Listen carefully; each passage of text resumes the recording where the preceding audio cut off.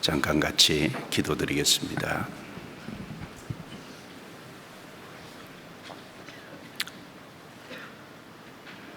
거룩하시고 은혜로우시고 자비로우신 우리 아버지 하나님, 저희 영혼을 구원해 주시고 하나님의 자녀로 삼아 주신 은혜 진심으로 감사합니다.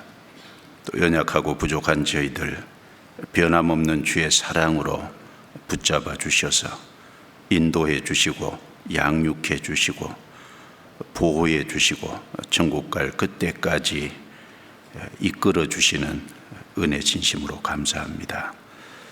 오늘 주님의 피로 구속함을 입은 형제 자매들이 한자리에 모여서 주님의 말씀으로 거룩한 교제를 나눌 수 있도록 도와주시니 감사합니다. 이 시간을 통해 하나님의 거룩한 말씀으로 우리 마음에 용기를 주시고 위로 주시고 힘 주시고 우리 신앙을 말씀 위에 든든히 세워주시기를 기도합니다. 또 혹 우리의 삶 속에 주님 보시기에 합당치 못한 언행이나 삶이 있다면 말씀의 빛 앞에 돌아보게 하시고 주님의 보혈과 말씀과 성령의 능력으로 깨끗이 해주셔서 남은 생에 이 세상에 썩어지고 없어질 것에서 구별되어 진리 가운데 더욱 살아갈 수 있도록 도와주옵소서. 주님의 복음이 전해지는 국내와 전 세계 모든 곳에 함께 해주셔서 주님의 역사를 더욱 나타내 주옵소서. 혹 이 자리에 함께하지 못한 형제 자매들이 있다면 어느 곳에 있든지 합당하신 은혜로 채워주시고 연약한 자, 또 여러 가지 시험과 곤란과 공고와 병 가운데 있는 분, 주님이 그 모든 상황을 아시오매 일일이 함께 해주시고 합당하신 은혜로 채워주시고 또 용기 주시고 힘 주셔서 주를 더욱 의지하고 바라보게 하시고 한 명도 실족하지 않을 수 있도록 붙들어 주옵소서. 주님 말씀이 전해주고 있는 공주 수양관에 함께해 주셔서 복음 말씀을 통해 참여된 모든 사람들이 구원을 받을 수 있도록 하나님의 은혜와 자비에 부탁합니다.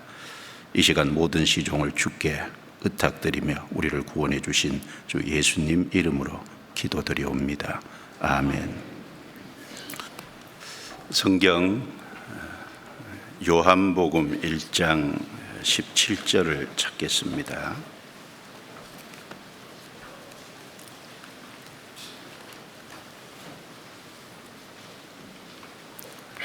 요한복음 1장 17절입니다.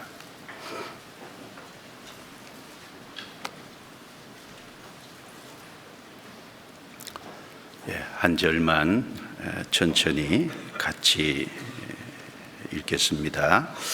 율법은 모세로 말미암아 주신 것이요 은혜와 진리는 예수 그리스도로 말미암아 온 것이라. 거기까지입니다. 학예 수양의 마지막 7차 수가 공주 수양관에서 진행되고 있습니다.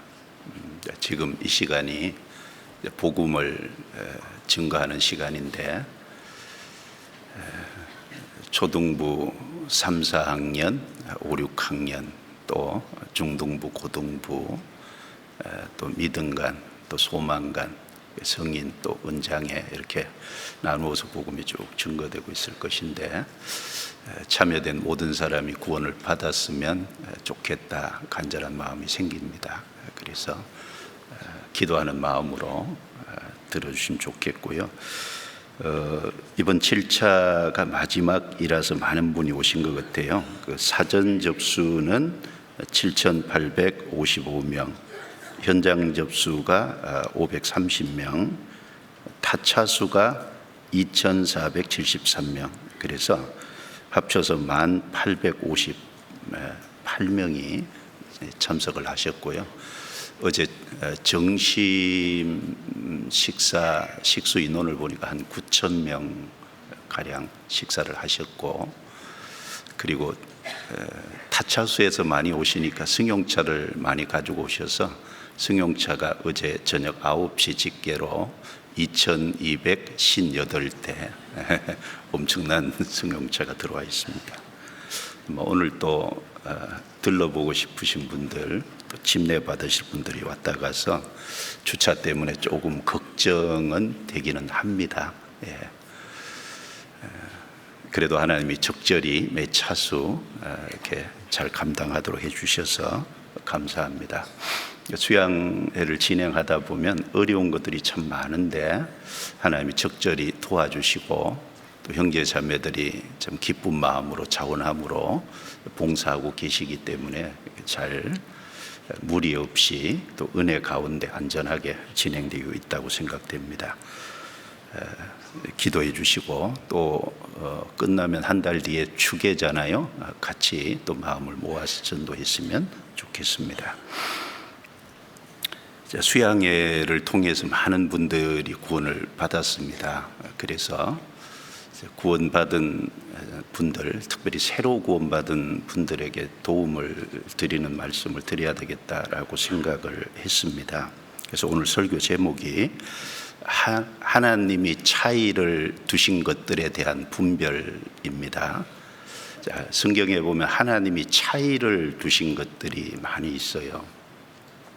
그 차이를 두신 것들에 대해서 우리가 알고 바르게 분별해야 되겠습니다. 하나님이 차이를 두셨는데 우리도 차이를 둔 것에 대해서 알아야만 우리 자신 개인 신앙을 말씀 위에 견고하게 좀 세우고 또 다른 사람들도 바르게 세우는 데 도움이 될 거라고 생각합니다. 그래서 하나님이 차이를 두신 여러 것들에 대해서 쭉 얘기 드리고 하면은 다 못 얘기 드릴 것 같아서 시간이 되는 대로 몇 가지 준비한 대로 말씀드려 보겠습니다. 하나님이 차이를 두신 것 중에 첫 번째 우리가 좀 생각해야 될 것이 율법과 은혜의 차이입니다. 이건 성경 전체적으로 창세기부터 요한계시록까지 하나님이 율법과 은혜를 분명히 나누고 계시고 또 차이를 두고 계시다는 걸 우리가 알 수 있습니다. 본문 말씀에도 율법과 은혜를 대조해서 말씀을 하고 있습니다. 율법은 모세로 말미암아 주신 것이요 은혜와 진리는 예수 그리스도로 말미암아 온 것이라. 일단 하나만 생각을 해봐도 주신 것이라는 말은 강제성을 띠고 있다는 거죠. 온 것이라는 표현은 스스로 자원해서 자발적으로 왔다. 강제성을 띠냐 자원함이 있냐. 어차피 율법과 은혜는 성격이 다르다는 겁니다. 율법과 은혜라는 차이가 명확하기 때문에 그 차이를 분명히 알아야 되겠죠. 율법을 주신 목적하고 은혜를 주신 목적이 다릅니다. 그래서 이 차이를 알고 목적을 알고 바르게 적용할 때 개인의 구원도 확실해지고 또 다른 사람이 영원히 구원받는데도 도움이 될 것입니다. 그래서 먼저 율법부터 말씀을 드려보면 여기 17절에 율법은 모세로 말미암아 주신 것이요 라고 말씀했습니다. 율법은 하나님의 대표적인 속성이 공의와 사랑인데 그 하나님의 대표적인 속성 중에 공의라는 성품을 나타낸 것입니다. 그리고 강제적으로 주어진 것입니다. 사람은 자기가 죄가 있다는 사실을 몰라요. 그래서 하나님의 심판을 받고 영원한 멸망 가운데 떨어져야 될 위치에 있다는 사실을 모릅니다. 그래서 율법을 주신 목적은 하나님의 거룩하고 선하고 의로우신 그 성품과 기준이 무엇이라는 걸 알려서 그 하나님 앞에 자신을 비춰보게 함으로 자신의 죄를 발견하고 그리고 심판받을 위치에 있고 그리고 동시에 하나님께로 돌아와서 하나님의 용서를 구해야 된다고 하는, 구원받기를 간절히 갈망하는, 즉 회개를 위해서 주신 것이 율법입니다. 율법은 무엇을 위해 주셨다고요? 회개를 위해서 주신 거예요. 그래서 좀 몇 구절 찾아보겠습니다. 로마서 7장. 로마서 7장.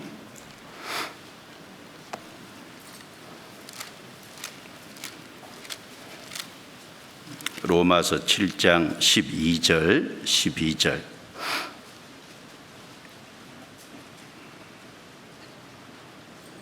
같이 읽습니다. 이로 보건대 율법도 거룩하며 계명도 거룩하며 의로우며 선하도다. 자, 율법과 계명은 기본적으로 거룩하고 의롭고 선하다, 이렇게 말씀합니다. 즉 율법은 거룩하고 의롭고 선하신 하나님의 성품을 나타낸 겁니다. 왜냐하면 율법이 하나님께로부터 나왔다는 건 거기 하나님의 성품과, 즉 죄에 대한 기준을 명확하게 제시하고 있다는 것이 될 것입니다. 세상에서도요, 훌륭한 분, 덕을 많이 쌓은 분 앞에 딱 서면 자신이 좀 초라해 보이는 경우가 있잖아요. 근데 우리가 하나님은 보이진 않지만 하나님의 율법은 하나님께로부터 나왔기 때문에 그 율법 앞에 서면 그 율법은 거룩하고 의롭고 선하신 하나님을 증거하기 때문에 우리가 그 앞에서 초라함을, 자신의 연약함을, 자신이 얼마나 허물과 죄가 많다는 것을 깨닫게 합니다. 구약에 열왕기상 17장 18절에 보면 사르밧 가부가 엘리사 선지자에게 이렇게 말을 합니다. 하나님의 사람이여, 당신이 나로 더불어 무슨 상관이 있기로 내 죄를 생각나게 합니까? 이렇게 말했어요. 자, 사르밧 가부가요, 하나님이 아닌 하나님이 보낸 엘리야 선지자 앞에 섰을 때 자기 죄가 생각났다, 이렇게 말했잖아요. 자, 우리도 이방인 앞에 서면 그렇진 않지만 형제 자매들 앞에 서면 자신이 좀 조심스럽죠. 혹시 자기가 혹시 은행에 합당치 못한 것이 있느냐 돌아보게 되는 그런 것이 있습니다. 자, 엘리야 선지자 앞에 선 사르밧 가부가 자신의 선지자 앞에서 죄가 생각났다, 그런 것처럼 율법은 거울로 주신 것이죠. 그래서 하나님의 거룩하고 의롭고 선하신 그 앞에서 내 자신이 얼마나 초라하고 연약하고 허물이 많은지를 발견케 해 줍니다.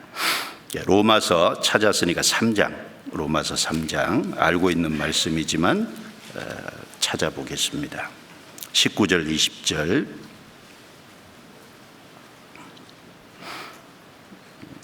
또 같이 읽어봅니다.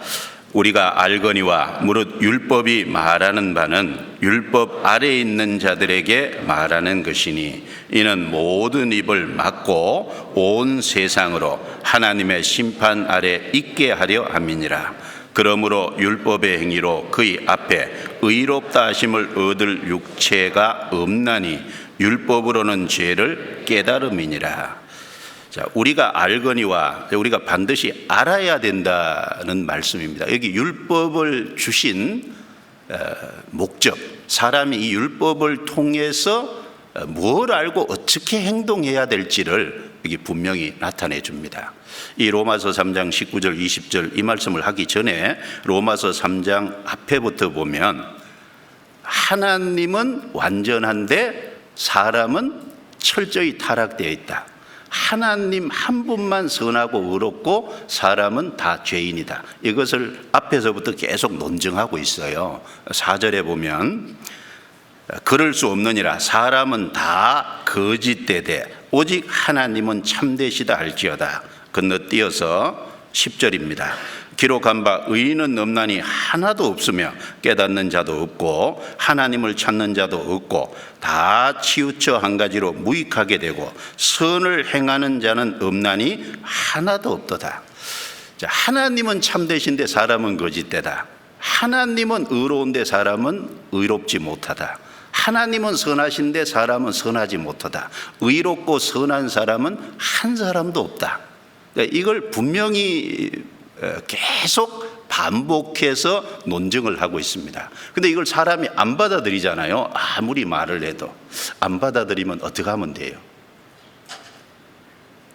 어떻게 하면 돼요? 때려요? 때리면 안 되죠.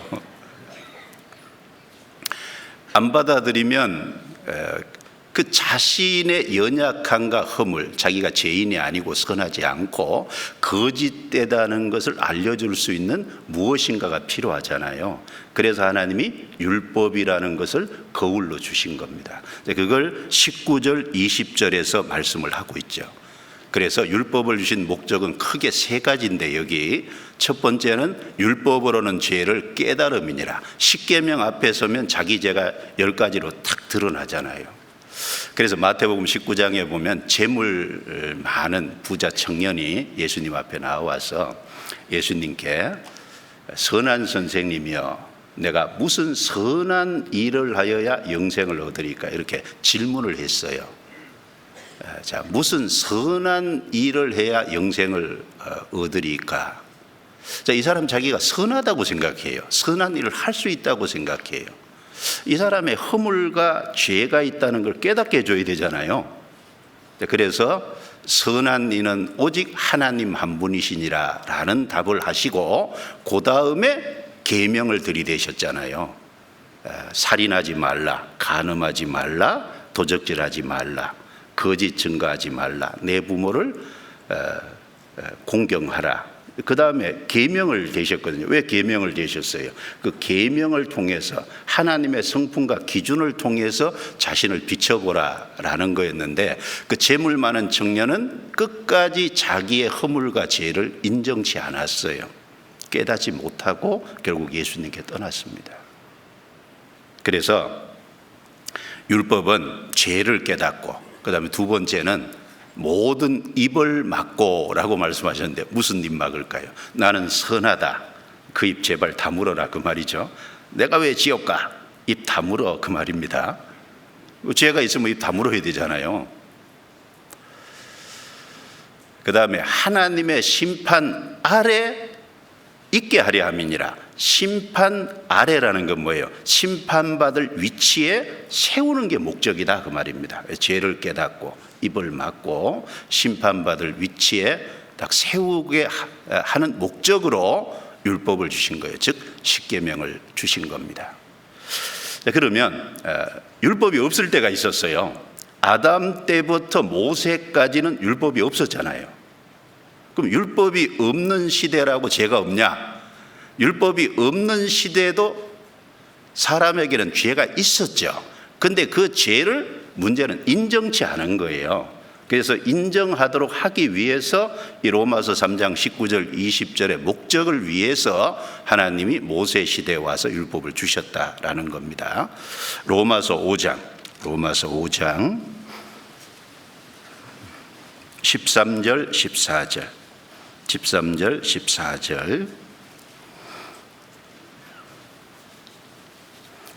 또 같이 읽어보겠습니다. 죄가 율법 있기 전에도 세상에 있었으나 율법이 없을 때에는 죄를 죄로 여기지 아니하였느니라. 그러나 아담으로부터 모세까지 아담의 범죄와 같은 죄를 짓지 아니한 자들 위에도 사망이 왕노릇하였나니 아담은 오실 자의 표상이라. 여기 죄가 율법 있기 전에도 세상에 있었으나, 자, 율법 있기 전이 아담부터 모세까지죠. 그 시대도 죄가 있었죠.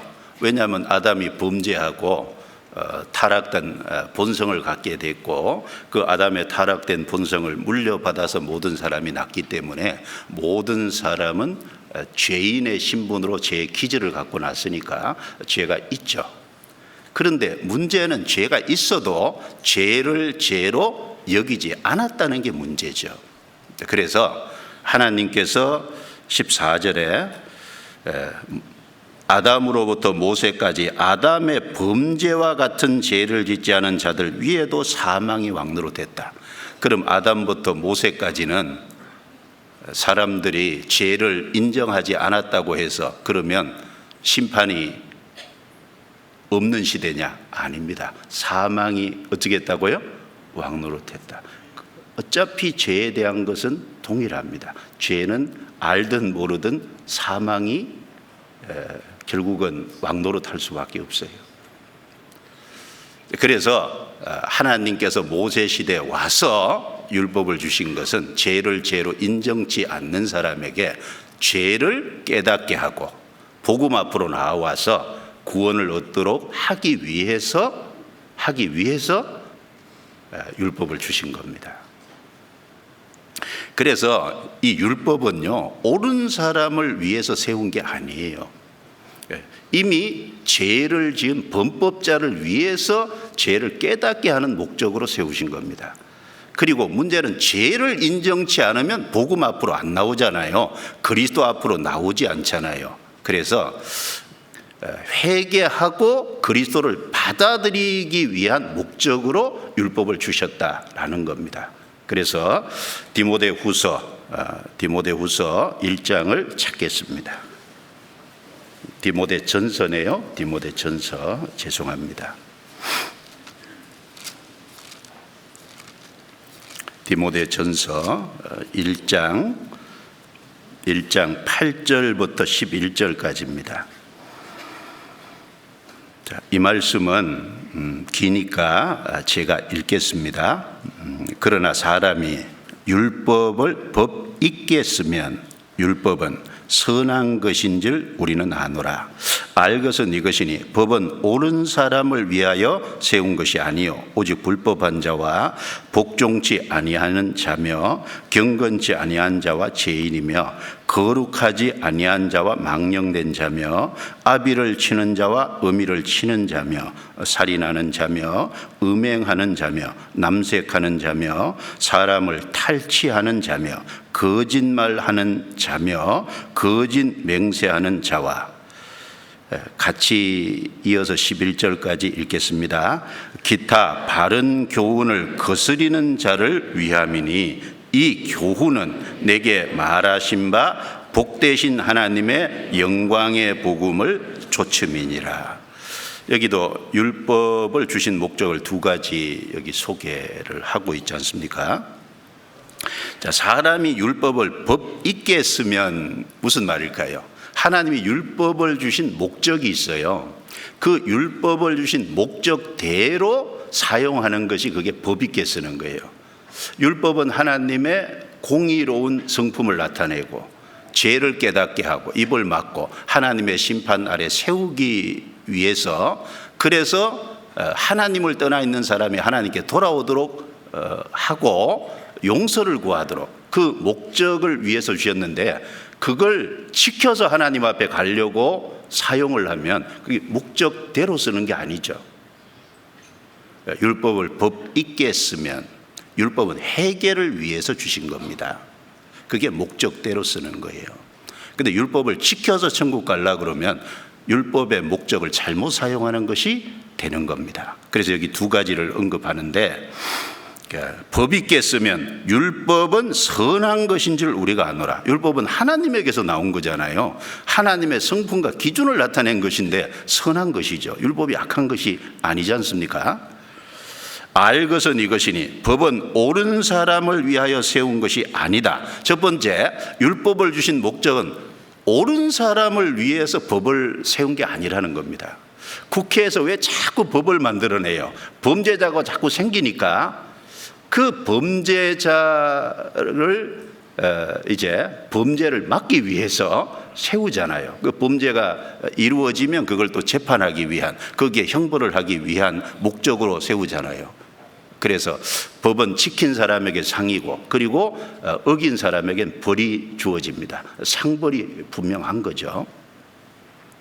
그래서 법은 옳은 사람을 위하여 세운 것이 아니다. 이미 죄를 지은 범죄자를 위해서 주어진 겁니다. 그러면 어떤 사람이냐? 오직 그러면서 그 10절 후반부까지 나온 내용이요, 십계명을 거론한 거예요.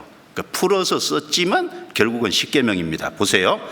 불법한 자와 복종치 아니하는 자며 경건치 아니한 자와 죄인이며 거룩하지 아니한 자와 망령된 자며, 이건 하나님께 짓는 죄를 얘기한 거잖아요. 십계명의 1부터 4번까지는 하나님을 향한 계명입니다. 그리고 그 다음에 사람을 향한 계명이 아비를 치는 자와 어미를 치는 자며 내 부모를 공경하라, 5번째잖아요. 그 다음에 살인하는 자며 살인하지 말라, 음행하는 자며 음행하는지 간음하지 말라 그랬죠. 그래서 여기 음행하는 자와 남색하는 자며, 그 다음에 사람을 탈취하는 자며 도적질하지 마라. 도적질 중에 사람을 치해가지고 죽이는 건 가장 큰 죄죠. 사람을 탈취하는 도적질입니다. 그리고 거짓말하는 자며, 십계명의 9번째가 거짓 증거하지 말랍니다. 그 다음에 거짓 맹세하는 자와, 자, 그래서 율법은 옳은 사람을 위한 것이 아니라 이미 죄를 지은 범법자를 위한 것이다. 명확한 겁니다. 그리고 또 한 가지는 바른 교훈을 거스리는 자를 위함이다 그랬어요. 여기 바른 교훈을 거스린다. 이 바른 교훈이 뭐겠습니까? 11절에 이 교훈은 내게 맡기신 바 복되신 하나님의 영광의 복음을 쫓습니다. 복음을 거스리는 자를 위해서 주셨다는 거예요. 무슨 말일까요? 여러분, 복음을 받아들이려면 죄를 인정해야 복음을 받아들여요. 회개하고 복음을 믿으라 그랬잖아요. 그러니까 복음을 안 받아들이는 이유가 뭐예요? 하나님 계신 걸 모르고 하나님 앞에 돌아오는 회개가 안 됐기 때문에 복음을 거스리잖아요. 그래서 하나님을 알고 하나님 앞에 죄를 알고 죄를 깨닫고 하나님 앞에 돌아오도록, 그래서 복음을 받아들이도록 하기 위한 목적이다라는 겁니다. 그래서 율법을 법 있게 쓰는 것은, 율법은 범죄자에게 죄를 깨닫게 하고 그 다음에 회개함으로 복음을 받아들이게 하는 것이 목적입니다. 자, 그리고 이스라엘 역사 속에서도 한번 잘 생각해 보면 하나님이 아브라함을 갈대아 우르에서 불러냈잖아요. 너는 너의 본토 친척 아비 집을 떠나 내가 내게 지시할 땅으로 가라. 그 아브라함을 불러내시고, 그리고 예수님이 오실 때까지, 그 아브라함 때부터 예수님 때까지를 선민시대라고 하는데, 그 선민시대 하나님이 이스라엘에게 2가지 언약을 주셨잖아요. 하나는 은혜 언약을 주셨어요. 은혜 언약. 은혜 언약이라는 것은 하나님의 은혜를 믿음으로 구원을 받는 것이 은혜 언약이죠. 내 행위와 아무 상관없는 하나님 편에서 일방적으로 무조건 준비해서 주신 게 은혜 언약이고, 그 다음에 또 하나는 것은 행위 언약입니다. 행위 언약은 율법을 지킴으로 말미암아 의롭다함을 받는 행위 언약이에요. 그래서 은혜 언약과 행위 언약, 이스라엘 역사 속에 2가지를 주셨는데 순서가요, 은혜 언약이 먼저고 행위 언약이 나중이라는 겁니다. 이걸 잘 생각해야죠. 그러면 뒤에 생긴 행위 언약인 율법이 은혜 언약을 무효로 만들 수 있냐? 그럴 수 없다라는 겁니다. 그럼 왜 주셨냐? 행위 언약은 은혜 언약을 경고케 세우기 위한 목적으로 주셨다. 그게 답이에요. 그걸 이제 논증한 것이 갈라디아서 3장이라서 아까 교동문으로 읽었습니다.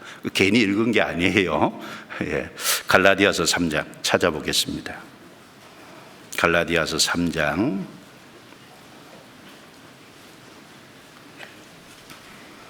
17절.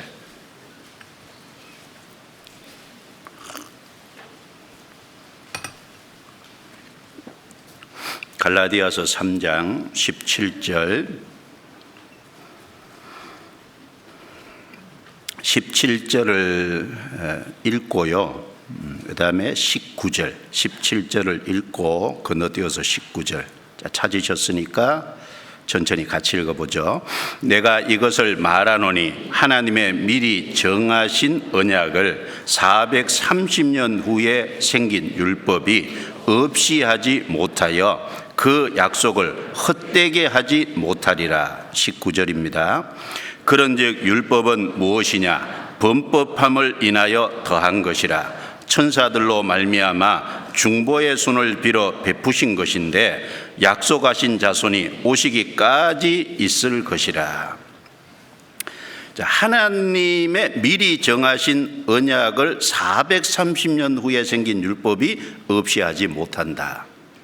하나님이 미리 정하신 언약이 뭡니까? 아브라함을 갈대아 우르에서 불러내면서 창세기 12장 2절에 보면 너는 복의 근원이 될지라. 땅의 모든 족속이 너를 인하여 복을 얻을 것이니라. 그 복의 근원이 되고 땅의 모든 족속이 너로 인해서 복을 얻을 것이라는 것은 이스라엘 역사 속에 바로 예수라는 그리스도 구세주를 보내줄 것에 대한 약속이고, 구세주가 오셔서 십자가에 모든 사람의 죄짐을 짊어지고 형벌을 대신 받음으로 죄값을 다 치르시고, 이제 그 완성된 복음이 전 세계에 전해짐으로 회개하고 믿는 사람은 구원받는 행위가 아니라 은혜죠. 오로지 하나님 편에서 준비하신 그 은혜를 믿음으로 구원받는, 그걸 누구에게? 이스라엘 역사를 봐도 아브라함에게 먼저 약속했다는 겁니다. 그리고 창세기 22장에 가면 아브라함이 독자 이삭을 하나님께 드렸을 때 그 창세기 22장 17절 말씀에도 내 씨로 말미암아 천하 만민이 복을 얻으리라. 바로 내 씨는 그리스도를 가리키고, 그리고 더 시간이 지나가서 창세기 26장 4절에 이삭에게도 내 자손으로 말미암아 천하 만민이 복을 얻으리라. 창세기 28장 14절에 야곱에게도 내 자손으로 말미암아 천하 만민이 복을 얻으리라. 아브라함에게, 이삭에게, 야곱에게 계속 반복해서 그 그리스도로 말미암은 은혜 언약을 말씀하셨다는 거예요. 그리고 야곱 시대에 애굽에 들어가서 애굽에 몇 년이 있었습니까? 여기서 말하는 430년은 애굽에 있었던 기간을 말해요. 출애굽기 12장 31절에 보면 430년이 마치는 그 날에 하나님의 군대가 애굽에서 나왔다라고 말씀을 하고 있습니다. 그래서 종살이한 건 400년이지만 실제 애굽에 거한 것은 430년이에요. 그러면 그리고 나서 이스라엘 민족을 애굽에 건져내서 시내산에 갔을 때 십계명이 기록된 두 돌판 율법을 주셨잖아요. 아브라함, 이삭, 야곱에게 계속 은혜 언약, 그리스도로 말미암아 믿음으로 구원받는 진리를 얘기하시고, 그 다음에 430년 후에 율법을 주셨다는 거예요. 그러면 이 율법이 이미 약속하신 언약을 무효로 만들 수 있냐? 성경에 없다라는 겁니다. 여러분, 사람이 어떤 언약을 해도요 쉽게 무효로 만들 수 없잖아요. 근데 하나님이 약속하신 그 약속 언약을 어떻게 무효로 만들겠어요? 그러면 율법은 왜 주셨냐? 이런 문제가 생기잖아요. 율법을 주신 목적은 하나입니다. 그리스도가 오시면 그리스도를 받아들일 수 있는 준비를 한 거예요. 그래서 19절에 그런즉 율법은 무엇이냐? 율법을 왜 주셨냐? 은혜 다음에 율법을 왜 주셨냐는 겁니다. 범법함을 인하여 더한 것이라. 인간의 죄를 범함으로 해서 그 범법자를 위해서 더한 것이라는 건 추가로 더해진 거다라는 겁니다.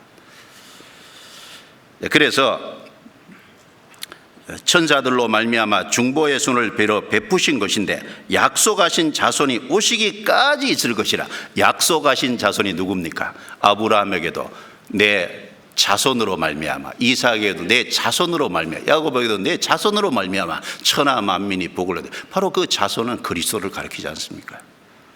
그 그리스도로 말미암아 그 구원받을 것, 생명을 주실 걸 약속했는데 그 약속하신 자손이 오시기까지 있을 것이라 그랬어요.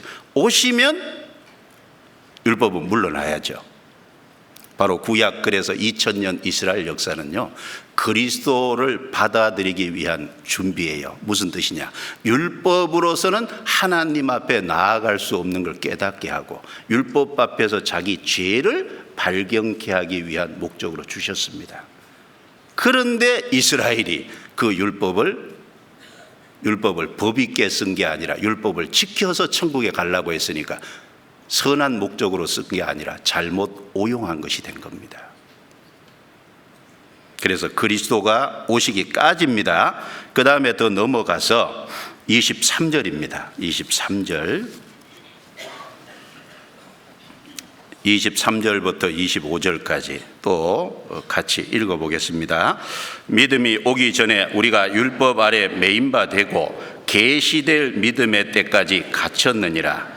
이같이 율법이 우리를 그리스도에게로 인도하는 몽학선생이 되어 우리로 하여금 믿음으로 말미암아 의롭다함을 얻게 하려 함이니라. 믿음이 온 후로는 우리가 몽학선생 아래 있지 아니하도다.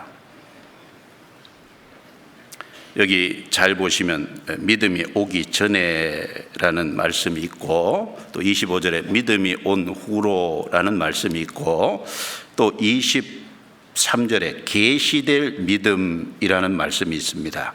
그리고 24절에 율법이 우리를 그리스도에게로 인도하는 몽학 선생이 되어라고 했습니다. 자, 우리 개인적으로도 보면 믿음이 오기 전이 있죠.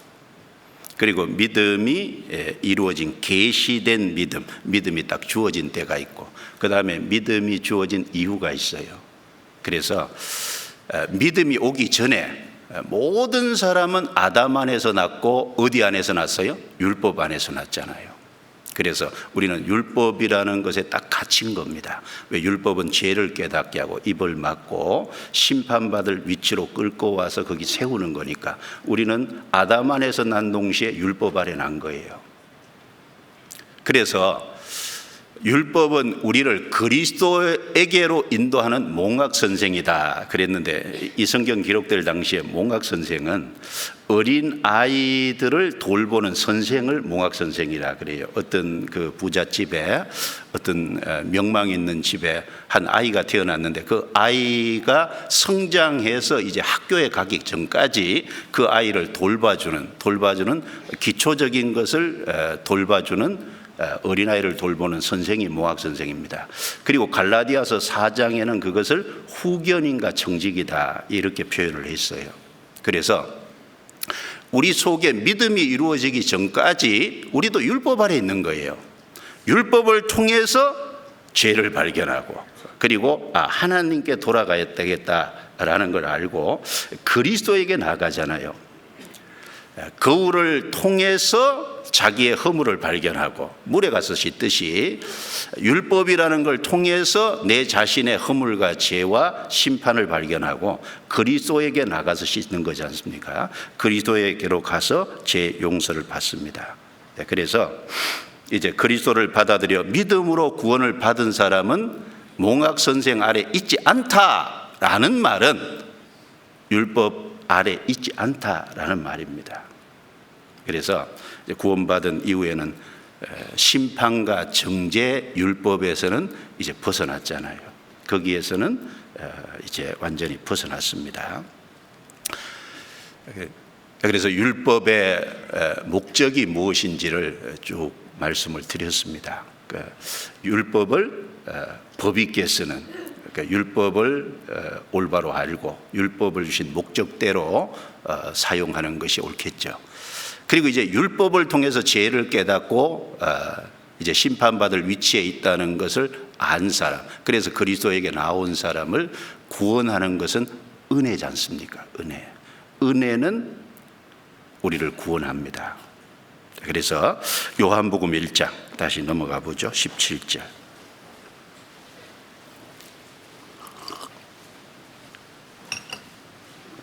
요한복음 1장 17절입니다. 다시 같이 읽어볼까요? 율법은 모세로 말미암아 주신 것이요 은혜와 진리는 예수 그리스도로 말미암아 온 것이라. 자, 율법은 하나님의 속성 중에 공의를 나타내고 강제적으로 주어진 거고, 그리고 은혜와 진리는 예수 그리스도로 말미암아 온 것이라. 여기 온 것이라라는 말은 자원해서 자발적으로 왔다, 그런 의미를 담고 있죠. 그리고 이 은혜는 하나님의 공의와 사랑의 속성 중에 특별히 사랑의 속성을 나타내 주는 것이 은혜잖아요. 은혜. 하나님이 우리를 구원하는 계획을 우리가 부탁해서 세운 게 아니죠. 하나님이 사람 속에 하나님의 형상대로 지음받은 영혼이 있기 때문에 그 영혼이 하나님을 떠나서 영원히 멸망받을 지옥에 갈 수밖에 없기 때문에 그 사람의 영혼을 사랑하기 때문에 하나님 편에서 영원 전부터 독생자 예수 그리스도를 보내주실 구원 계획을 하나님 편에 세웠잖아요. 그래서 예수님이 그 계획대로 오셔서 십자가에 죽어서 우리의 모든 죄값을 치러놨습니다. 그래서 그것이 하나님 편에서 시작된 거잖아요.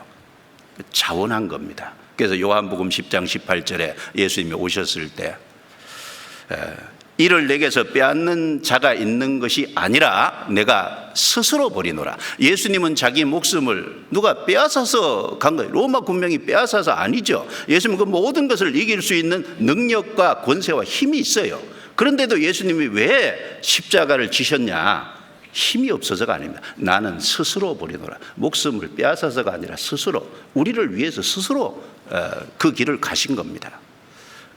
베드로전서 2장 24절에도 친히 나무에 달려 그 몸으로 우리 죄를 담당하셨으니, 친히라는 것은 자원해서 스스로, 그런 의미가 있죠. 나무에 달려 그 몸으로 우리 죄를 담당하셨으니, 그 이유가 뭐냐? 사랑이죠. 요한복음 3장 16절에 하나님이 세상을 이처럼 사랑하사 독생자를 주셨으니 이는 저를 믿는 자마다 멸망치 않고 영생을 얻게 하려 하심이니라.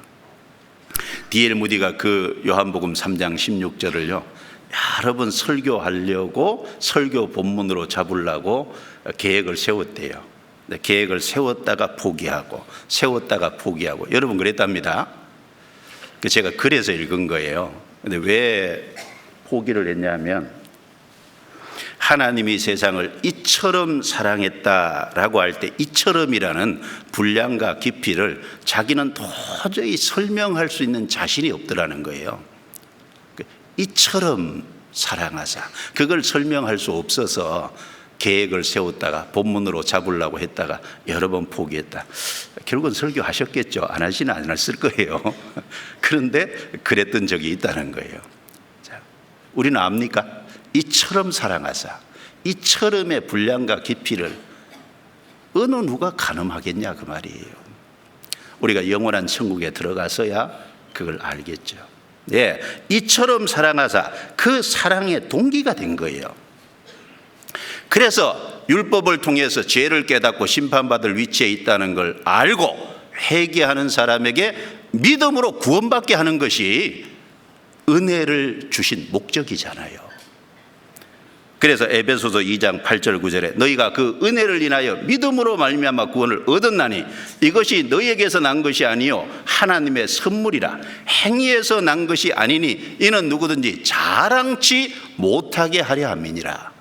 그래서 율법과 은혜는 분명한 차이가 있고 목적이 다르고, 율법과 은혜를 주신 목적을 잘 알고 목적대로 사용할 때 한 사람이 구원을 받을 수 있는 겁니다. 그래서 구약 이스라엘 역사도 보면요, 모세는 율법을 받은 대표잖아요. 그래서 모세는 가나안 땅에 들어가지 못했어요. 느보산에서 죽었어요. 그리고 여호수아가 뒤를 이어서 지도자가 돼서 이스라엘 민족을 이끌고 요단강을 건너서 가나안 땅에 들어가서 가나안 7 족속과 싸워서 그 가나안 그 땅을 야곱의 12아들 12지파가 나누어 차지했어요. 그러면 모세는 왜 가나안 땅에 못 들어갔냐? 물론 모세가 잘못한 이유가 있어요. 그러나 또 동시에 교훈적으로 모세는 율법의 대표예요. 율법으로는, 자기 행위로는, 자기 의로는 가나안은 천국의 그림자잖아요. 천국에 못 들어간다는 걸 명확하게 하신 겁니다. 그리고 여호수아의 뜻은 뭐죠? 여호와는 구원이시다라는 뜻입니다. 즉 여호수아는 예수라는 뜻이에요. 구원이라는 뜻입니다. 바로 예수님이 완성하신 은혜의 복음을 믿음으로만 천국에 들어갈 수 있다는 걸 모세가 못 들어가고 여호수아가 이끌고 들어간 것을 통해서 명확히 보여주신 겁니다. 은혜는 예수 그리스도로 말미암아 온 것이라. 자원해서 우리를 사랑해서 하나님이 하신 놀라운 일입니다. 우리는 그 예수 그리스도를 발견했어요. 그래서 믿음으로 구원을 얻었습니다. 예수 그리스도를 얻었다는 건 다 얻은 거예요. 골로새서 2장에 보면 하나님의 비밀인 그리스도를 깨닫게 하려 함이라. 그 안에는 지혜와 지식의 모든 보화가 감추어져 있다. 자, 우리는 예수 그리스도를 발견했고 예수 그리스도가 우리 속에 오셨어요. 우리는 예수 그리스도를 가진 사람이 된 겁니다. 그 안에는 지혜와 지식의 모든 보화가 감추어져 있다. 무슨 보화요? 신앙생활하는 가운데서 우리가 필요한 지혜와 지식이 그 그리스도 안에 다 있잖아요. 그리고 우리가 영원한 천국에 들어갔을 때 우리에게 주시고자 하는 것이 그 예수 그리스도 안에 다 있잖아요. 그리고 그 예수 그리스도를 통해서 하나님이 어떤 분이신지 우리는 깨달아 가잖아요. 그리스도를 알 때 그리스도를 통해서 우리는 하나님의 진짜 모습을 볼 수 있는 거거든요. 자, 그래서 은혜와 진리는 예수 그리스도로 말미암아 온 것이라. 우리에게 은혜로 주어진 것입니다. 그래서 모세와 이제 바울 사도, 모세와 구원받은 성도 이렇게 비교했을 때 모세는 정죄의 직분이죠. 그리고 바울 사도는 은혜의 복음을 증거한다라는 의미에서 살리는 직분, 죽은 영혼을 살리는, 정죄의 직분은 죽이는 거고 그 다음에 은혜는 살리는 거잖아요.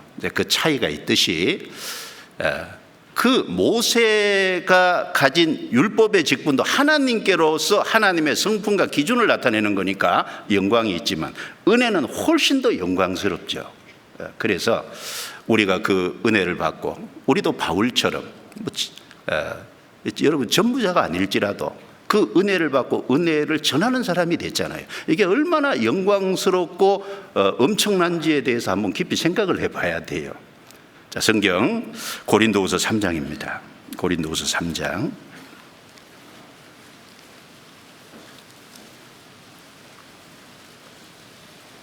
고린도후서 3장 6절부터 11절까지 6절부터 11절까지 제가 읽습니다. 저가 또 우리로 새 언약의 일꾼 되기에 만족해 하셨으니 의문으로 하지 아니하고 오직 영으로 함이니 의문은 죽이는 것이요 영은 살리는 것임이니라.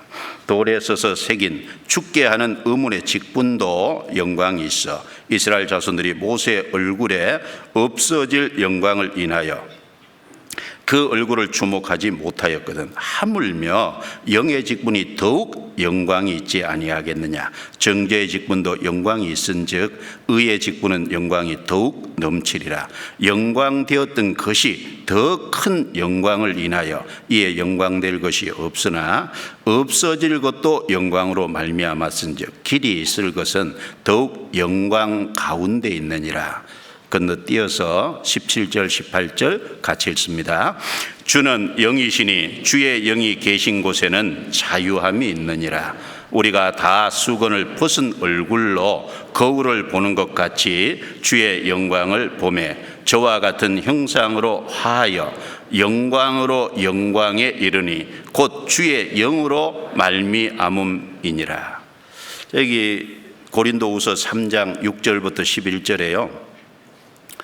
모세는 정죄의 직분이고 바울은 은혜의 직분인데 이 정죄의 직분, 율법보다 은혜의 직분, 이 복음이 얼마나 큰 영광이 있는지를요 7가지로 논증을 해놨어요. 7가지.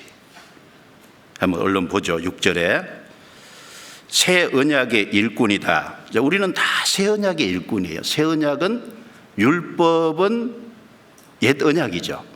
복음은 새 언약이에요.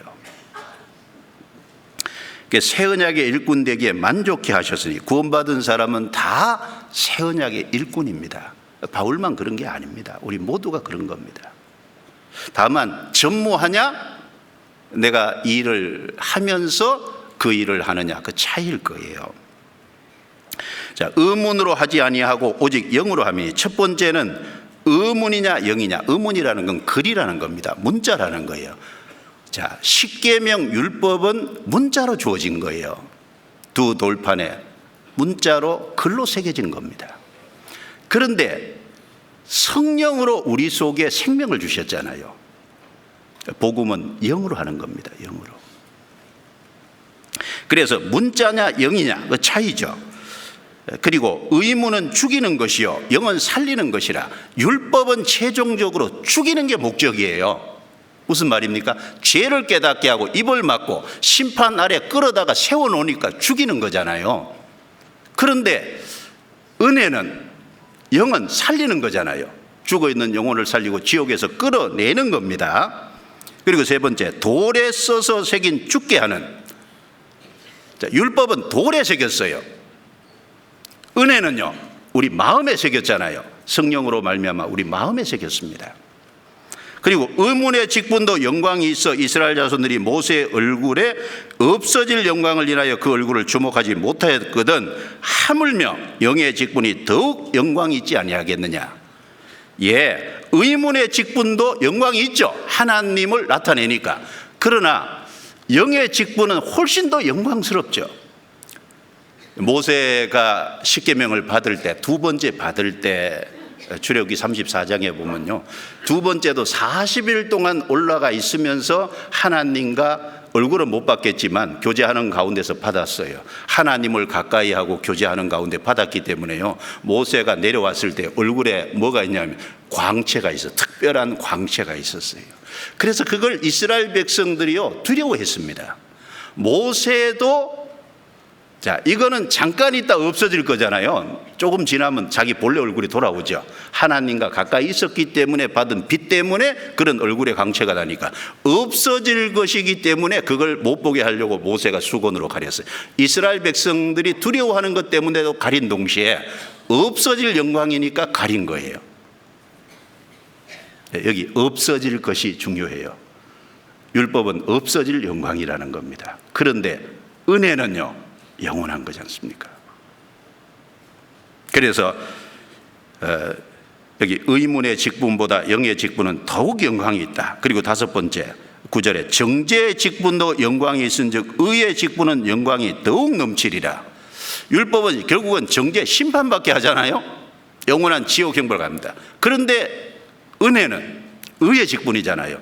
은혜를 받아 구원받게 하는 동시에 의롭다함을 얻게 하는 동시에 의롭게 살아가도록 만들잖아요. 삶을 변화시키고 바꾸지 않습니까? 의의 직분입니다. 더욱 영광이 넘치죠. 그래서 영광되었던 것이 더 큰 영광을 위하여 이에 영광될 것이 없으나, 이것도 10절에도 율법과 은혜를 비교한 거죠. 율법도 영광되었던 겁니다. 그런데 더 큰 영광은 은혜잖아요. 그걸 위해서 더 이상 영광될 것이 없다 그 말입니다. 율법은. 그리고 일곱 번째, 없어질 것도 영광으로 말미암았은즉. 이 없어질 것이라는 게 율법이 없어진다는 것보다도 모세가 율법을 받으면서 얼굴에 광채가 나는데 그 영광은 없어질 것이잖아요. 그런데 구원을 받은 사람이 받은 영광은요 없어지지 않는 겁니다. 길이 있을 겁니다. 왜냐하면 17절에 주의 영이 계신 곳에는 자유함이 있느니라. 우리를 구원받게 하시는 동시에 점점 더 세상에 얽매였던, 죄에 얽매였던 것에서 벗어나게 하고 자유롭게 삶 속에서 만들어가는 동시에 여기 우리가 다 수건을 벗은 얼굴로 거울을 보는 것 같이 주의 영광을 보며, 지금도 주의 영광을 보고 있습니다. 그리고 신앙 안에서 성장하면서 점점 더 주의 영광을 봅니다. 그리고 최종적으로는 가장 영광스러운 영원한 천국에 들어갈 거예요. 영광스러운 주님의 얼굴을 보게 될 겁니다. 거기 주님과 영원히 함께 할 거예요. 길이 있을 겁니다. 그래서 여기 7가지로 쭉 논증을 해놨는데, 자, 율법과 은혜는 분명한 차이가 있고 목적도 다르고, 율법에 비해서 은혜가 훨씬 더 영광스러운, 우리는 그 그리스도를 얻고 구원을 받아서 은혜로 믿음으로 구원을 받아서 정말 존귀한 신분이 됐습니다. 그러면 이걸 자랑스럽게 생각하고 영광스럽게 생각하고 어떻게 살아야 될까요? 우리는 이것을 전해야 되지 않겠어요? 이번 수양에도 7차나 걸쳐서요, 땀 흘리고 수고하고 고난 속에서 여러 가지 힘든 일을 겪으면서요, 6차 때요, 차가 2,500대 이상이 들어왔어요. 주차 수송을 하고 주차시키는 분들이 막 땀을 펄펄 흘리면서요, 어떤 분은 탈진을 했대요. 왜냐하면은 그 주차를 2중 3정으로 해야 되는데 그걸 하는데 그렇게 보니까요, 고생스럽지 않을 수가 없겠더라고요. 1,000대만 들어왔으면 고생이 덜 될 건데 될 공간도 없죠. 그런데 그걸 찾아서 대니라고 너무너무 수고하잖아요. 왜? 내가 받은 은혜, 내가 받은 그 구원이 너무너무 소중한 것이니까 그렇지 않습니까? 그래서 율법과 은혜 차이가 있다는 걸 분명히 알고, 우리는 율법 아래서 벗어났잖아요. 은혜가 우리 것이 됐습니다. 그리스도가 우리 속에 오셨어요. 자, 그걸 정말 감사하고 거기에 대해서 기뻐하고 우리가 해야 될 것을 다 해야 되겠죠. 자, 두 번째는 산자와 죽은 자의 차이가 분명히 있다는 겁니다. 하나님이 보실 때 산자가 있고 죽은 자가 있어요. 산자와 죽은 자의 분명한 차이가 있다는 걸 생각해야 되겠죠. 마태복음 8장 찾겠습니다.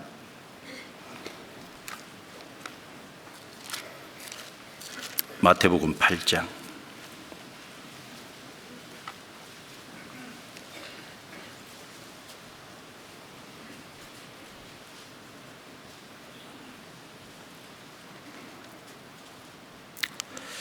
21절 22절입니다. 21절 22절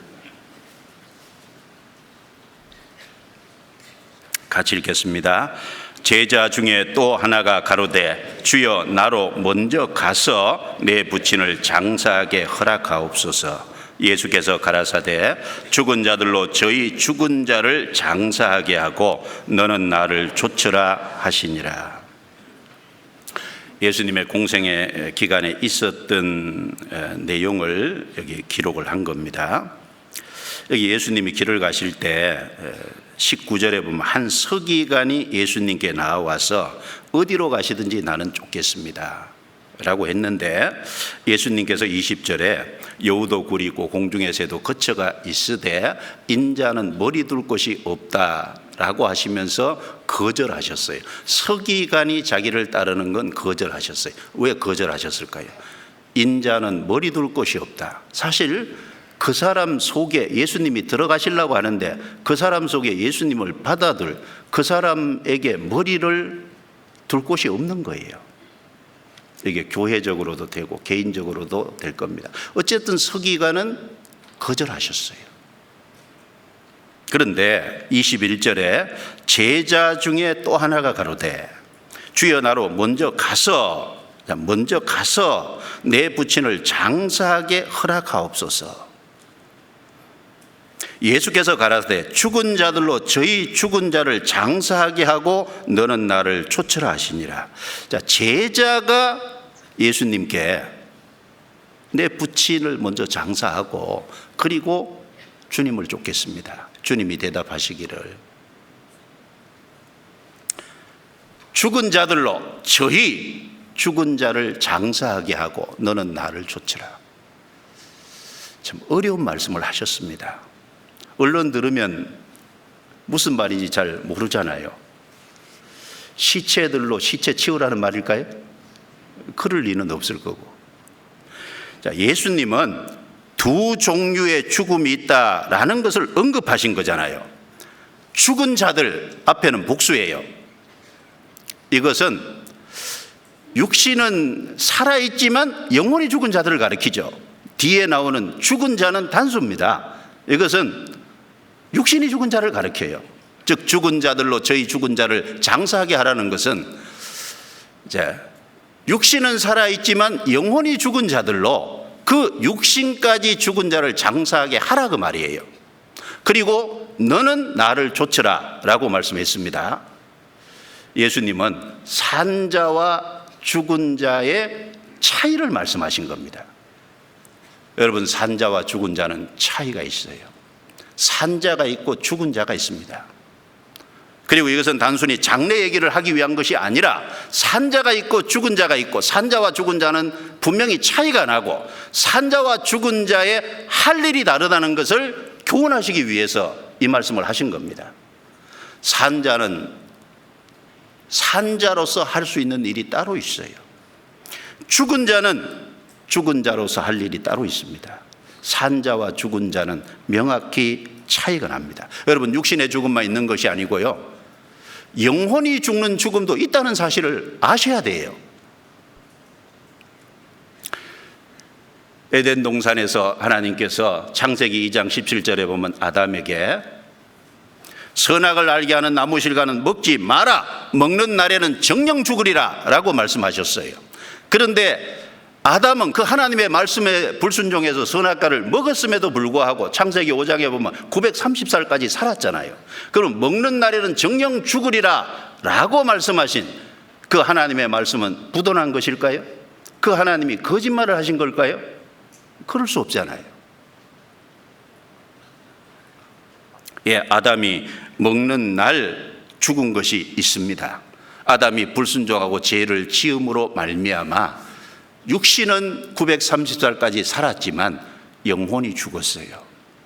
여러분, 죄로 말미암아 영혼이 죽는 죽음도 있다는 사실을 알아야 돼요. 성경 에스겔서 18장입니다. 에스겔 18장 4절입니다. 에스겔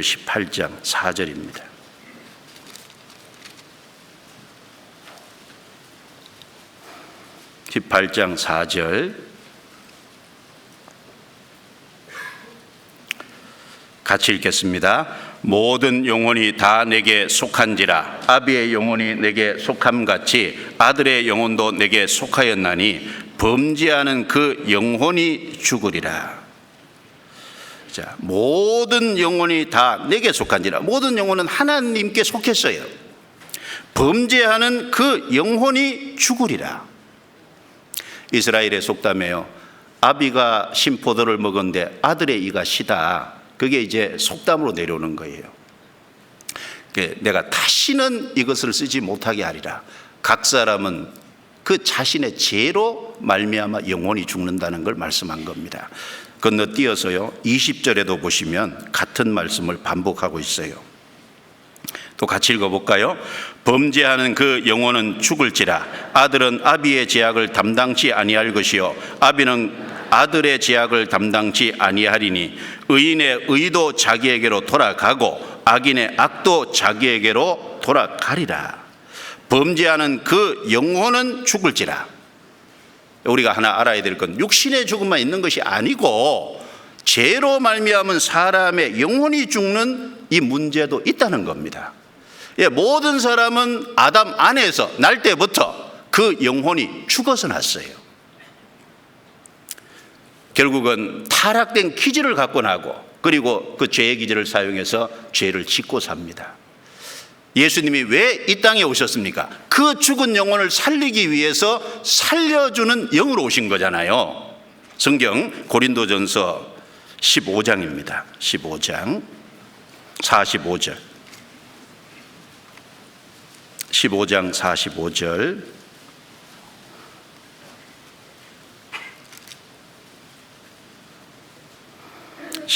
45절 중요한 말씀이니까 또 같이 읽어볼까요? 기록된 바 첫사람 아담은 산 영이 되었다 함과 같이 마지막 아담은 살려주는 영이 되었나니. 자, 첫사람 아담은 산 영이 되었다. 어디에 이렇게 말씀했냐면 창세기 2장 7절이죠. 창세기 2장 7절에 보면 하나님이 흙으로 사람을 지으시고 생기를 그 코에 불어넣으시니 사람이 생명이 된지라. 육체는 흙으로 만들으셨어요. 그리고 그 생기를 불어넣으시니까 생영이라는 말이 살아있는 영을 가진 존재가 됐다라는 말입니다. 그런데 범죄함으로 아담의 영이 죽었어요. 산영이 죽은 영이래. 먹는 날에는 정령 죽으리라. 죽었어요. 그 아담 안에서 모든 사람은 날 때부터 영이 죽어서 났어요. 예수님이 왜 살려주는 영으로 오셨습니까? 여기 마지막 아담은 예수님을 얘기하는 거예요. 아담이라는 뜻은 사람이란 뜻이거든요. 아담은 첫사람, 에덴 동산의 아담은 죄를 짓는 대표고, 예수님은 마지막 아담으로서, 마지막 사람으로서, 마지막 대표로서 죄를 처리하는 대표로 오신 거잖아요. 살려주는 영으로 오셨다. 왜 예수님이 살려주는 영으로 오셔야 되냐면, 모든 사람이 아담 안에서 죽은 영이 됐다는 걸 전제하는 겁니다. 아담 안에서 죽은 영이 된 적이 없으면 예수님이 살려주는 영으로 오실 이유가 없는 거잖아요. 예수님은 살려주는 영으로 오셨어요. 그래서 예수님이 오셔서 복음을 완성하셨어요. 그 복음이 전해지는 가운데 누구든지 회개하고 믿으면, 죄로 말미암아 영혼이 죽었기 때문에 죄사함을 받을 때, 죄사함이 성령의 도움으로 확실히 믿어질 때 영혼이 살아나는 거예요. 그래서 에베소서 2장 1절에 보면 너희 허물과 죄로 죽었던 너희를 살리셨도다. 허물과 죄로 죽었던 영혼을 살렸다고 얘기했어요. 그럼 어떻게 살아나느냐? 이사야 55장 3절에 너희는 귀를 기울이고 내게 나와 들으라. 그리하면 너희 영혼이 살리라. 영혼이 살리라. 어떻게 해요? 귀를 기울이고 잘 들으면 살아나요. 뭘 들어야 될까요? 개돈 얘기? 복음이죠, 복음. 복음 속에 제사함의 내용이 있잖아요. 우리 죄를 예수님 피가 다 사했다는 그 예수 그리스도와 복음에 관해서 쭉 귀를 기울이고 들을 때, 마음을 열고 들을 때, 그 복음의 내용이 우리 속에 믿어지잖아요. 죄를 사함받잖아요. 허물을 사함받잖아요.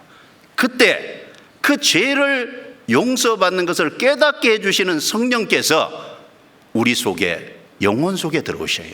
그래서 죽은 영혼이 살아납니다. 그리고 성령께서 우리 속에 내주하시잖아요. 그래서 삶의 가치관이 바뀌고 목적이 바뀌게 되는 겁니다. 그래서 구원받은 사람은 영혼이 살아난 사람이에요. 그리고 구원받은 사람은 생일이 2번 있는 사람이에요. 한 번은 육신적인 생일, 어머니 뱃속에 태어난 날, 또 한 번은요, 성령으로 말미암아 죄 사함 받은 사실이 우리 속에 믿어질 때, 성령으로 말미암아 하나님의 자녀로 탄생하는 2번째 탄생이잖아요. 여러분, 생일이 1번 있는 사람은 2번 죽습니다. 그런데 생일이 2번인 사람은 1번만 죽으면 돼요. D.L. 무디는 복음을 확실히 깨우친 사람이잖아요. 그 교회학교 교사가 자기에게 복음을 들려줘가지고 그 복음을 듣는 속에서 확실하게 믿음을 깨우치고 죄사함 받고요, 너무너무 기뻐가지고 어머니에게 편지를 썼다 그러잖아요. 자기가 몇 년 몇 월 며칠 이제 자기가 하나님의 자녀로 새롭게 태어났다고 어머니 기뻐해 달라고. 나중에 무디가 설교하는데 이런 설교를 했다 그러죠. 무디가 이 1837년에 태어나서 1855년에 구원을 받았는데요, 이 설교하면서 여러분, 어느 날 내가 죽었다는 것을 신문에서 듣게 될 것입니다. 그러나 여러분, 믿지 마십시오. 나 D.L. 무디는 생생하게 지금보다 더 확실하게 살아있을 겁니다. 1837년에 육신으로 태어난 나 D.L. 무디는 죽지만 1855년에 성령으로 태어난 나 D.L. 무디는 죽지 않습니다. 영원히 살아있을 겁니다. 네, 그렇게 설교를 했대요. 맞죠? 생일이 1번인 사람은 2번 죽습니다. 그러나 생일이 2번인 사람은 육신의 죽음으로 끝이에요. 둘째 사망, 지옥은 안 가잖아요. 네, 영원히 삽니다. 그래서 하나님이 보실 때 산자가 있고 죽은 자가 있다는 거예요. 산자와 죽은 자는 명확하게 차이가 있죠. 구원받은 사람은 영원히 살아난 산자입니다. 이 구원을 받은 사람이요, 육신에 빠져가지고 죽은 자처럼 살아도 하나님은 산자라고 하십니다. 산자. 살아있으니까 거기서 일어나라고 하시잖아요. 에베소서 5장 보겠습니다. 14절. 에베소서 5장 14절.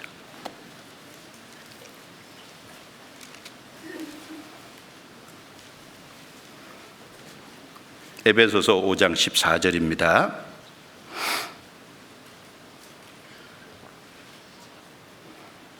자, 같이 읽어보겠습니다. 잠자는 자여 깨어서 죽은 자들 가운데서 일어나라. 그리스도께서 내게 비치시리라 하셨느니라.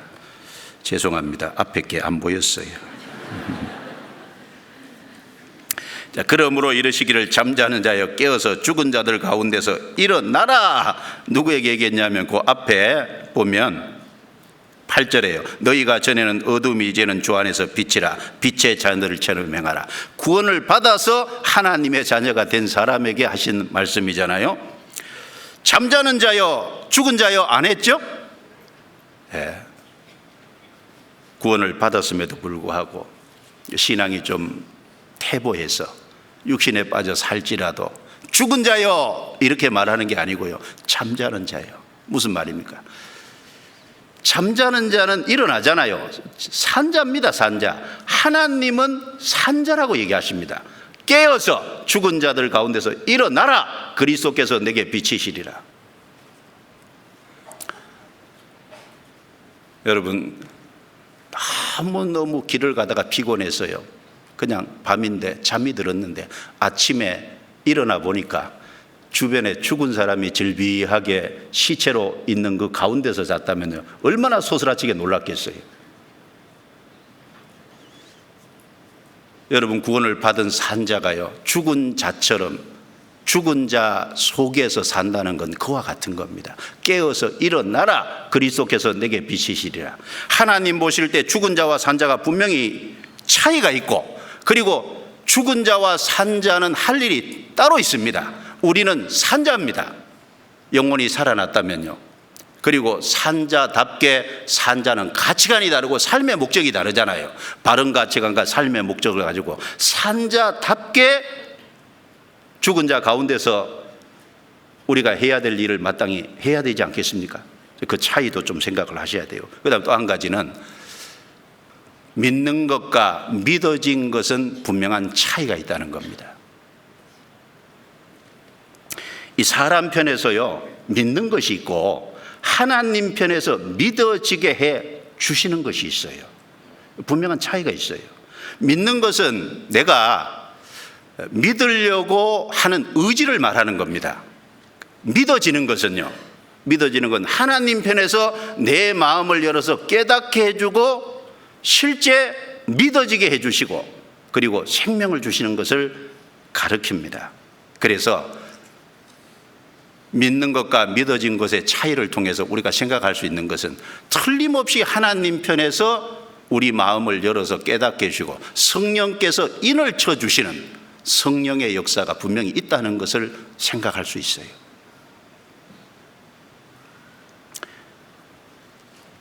성경에 믿어진 것에 대해서 좀 보겠습니다. 사도행전 16장. 사도행전 16장.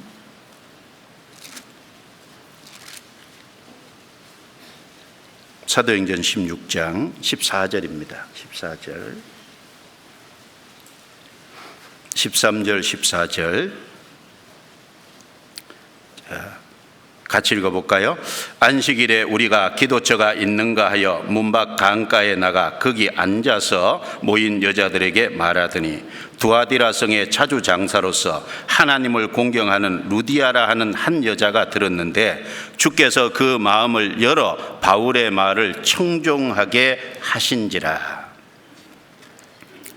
여기 잘 보시면 14절에 주어가 둘이에요. 하나님을 공경하는 루디아라 하는 한 여자가 들었는데, 루디아가 들었는데 주께서, 뒷부분은 주어가 주님이죠. 그 마음을 열어 바울의 말을 청종하게 하신지라. 루디아는요, 들었어요. 주께서 루디아의 마음을 열어주셨어요. 그리고 바울의 말을 청종하게 하신지라 라고 말씀했죠. 이것이 성령이 인정해 주시는 믿음입니다. 사람은 들으려고 해야 돼요. 사람은 마음을 열고 들어야 됩니다. 들으려고 할 때 하나님께서 역사하셔서 마음을 활짝 열어주시고 그리고 믿어지게 해주신 성령의 인치심, 성령의 역사가 분명히 있다는 거예요. 그래서 성경에 계시된 믿음 그리고 받은 믿음, 이런 표현을 성경에 쓰는 겁니다. 성경 아까 갈라디아서 3장 찾았는데 다시 보겠습니다. 갈라디아서 3장.